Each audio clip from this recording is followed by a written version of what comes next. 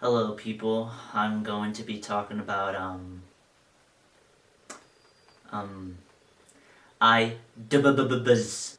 Now originally I was gonna do a video on the needle drop, but he's just a really boring person to review. I had to redo the script and everything. But I'm gonna do iDubbbz because he recently released a new content cop, and that basically encapsulates everything that's wrong with the new iDubbbz. Ian Kane Joma was once one of the most respected creators on the platform because of his unwillingness to unfilter himself and calling out the hypocrisies of many others on the same platform. He first started off with gaming content, but those videos have been lost to time, and then he started to do Kickstarter crap and bad unboxing. He then underwent a content change when Content Cop started to pop off, and he developed into a more chaotic persona. Countless series that he made were all loved by his fans until modern times where he decided to basically turn against those fans. I'll talk more about it, but this guy, no matter how much he quote-unquote changes, he's still just as, if not more, controversial than he was before. We're going to be reviewing this guy's past content and comparing that to his recent content. I won't be delving much into every aspect or every series that he's made, but I'm just going to give a complete overview over his overall scope on YouTube, simply because there's so much that he's done and so much time that he's been on here. Well, iDubbbz wasn't really ever going to be considered as an official face of YouTube, simply because he was too much of an edgy creator, basically an anti-YouTuber. iDubbbz's past content proved to be so personable and unapologetically honest. That was the reason why so many people respected him. His Kickstarter crap laid the foundation of his critical side, and his bad unboxing led to his chaotic side. It was only a matter of time that those two personas would collide with each other, with the first being the Kickstarter crap, Where Are They Now?, where he critiqued these Kickstarter creators who called out his behavior, but he then retaliated against them. And then it evolved into the iconic Content Cop series, and also led to such things as Legit Food Review. While the other series were focused on what they are meant to be doing, like bad unboxing, I mean, you can probably guess what that entails. The most praise that iDubbbz got was his collaboration with the Cancer Crew and the Content Cop series. I will review the Cancer Crew whenever it comes to it, but the Content Cop kind of focuses more on his individual path. iDubbbz took initiative to call out big creators and use defensive humor in the correct way and to critique them.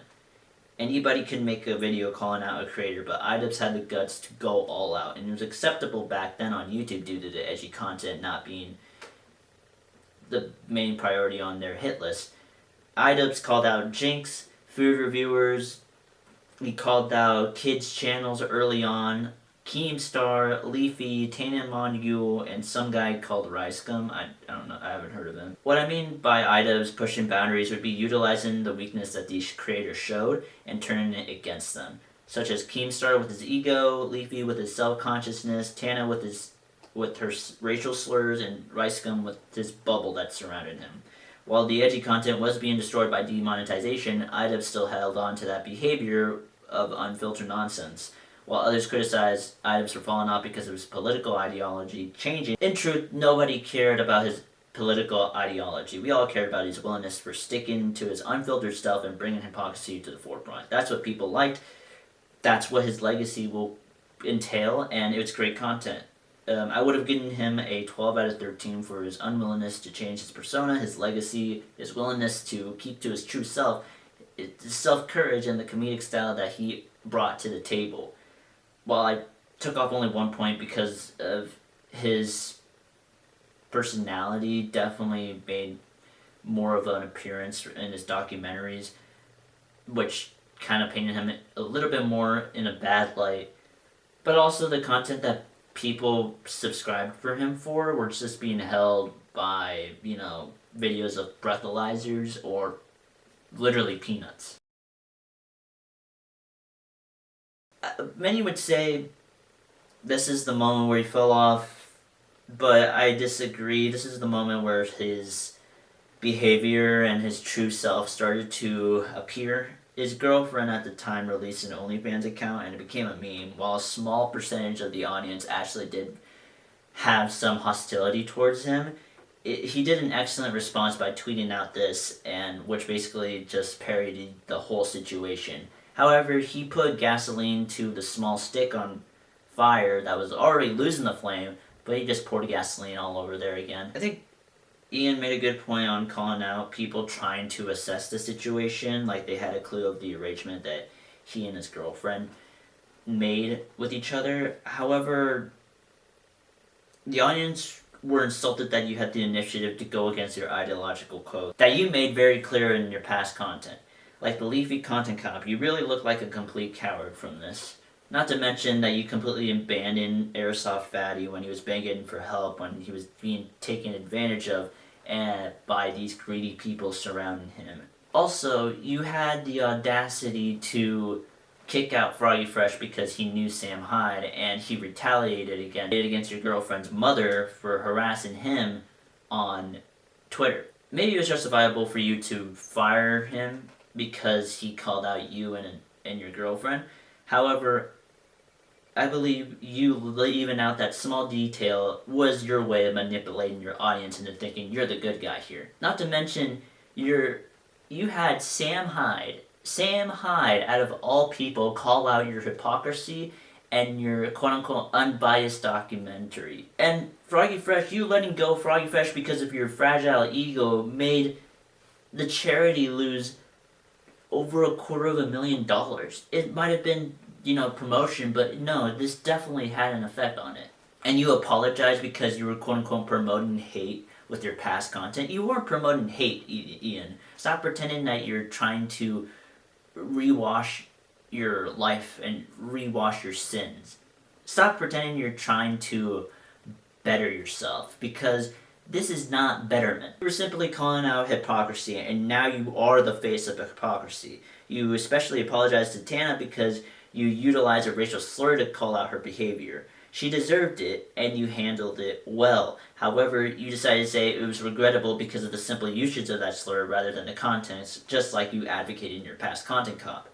If anything, you were apologizing to people who were offended by the usage and not by the context surrounding that usage. This situation would be like if South Park apologized for using the N-word for their Jesse Jackson episode. Now the content you decided to revive, like legit food review and bad unboxing, you ruined it by being bleak and ruining the formula by making it less personable. Just like the bad unboxing, you act like a stranger with your past friends. This is supposed to be a video where it's supposed to be just a natural charisma all over the place, but it just feels like three people trapped in a house with each other. Now let's talk about the video that changed my mind about him.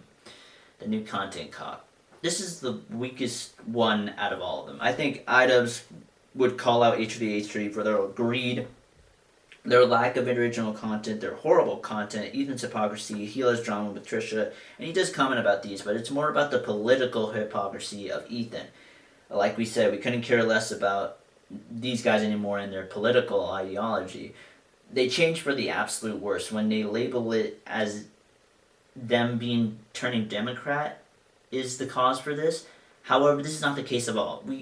We don't hate H3H3 because they turned left. It's because they abandoned their main channel to publish work that could take an afternoon to make. And it doesn't matter the quality because it's one of the biggest podcasts that still make money at the end of the day. And they lost care and intuition and created slop and lost touch with their loyal fan base and spit on them.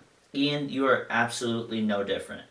You would think you're so brave for calling out H3H3 because they make bad content, but it's because they insulted you and your wife and other political creators that you endured. You should have made this a long time ago because Ethan was criticized for this behavior, but you couldn't do that. The stuff you even criticize him isn't even new stuff. He's been doing this for a while. But only whenever he insulted you and your wife was the moment you were like, yeah, let me go and create a content cop. Don't act like you're just doing this out of the braveness of your heart, because your channel has been dying for the past several years. You manipulated your side to look like heroes of the story, but you were just as horrible as Ethan for the reasons I already listed off. Don't act like you're giving your friend a second chance or anything. Don't act like the political creators you assisted with in that content cop had their own controversies that you will take advantage of because of any criticism that anyone says about them will be quote unquote attacking the Democrats. They're like politicians. They're all psychopaths. You have changed, Ethan, just for the worse. I'm genuinely thinking a 1 out of 13.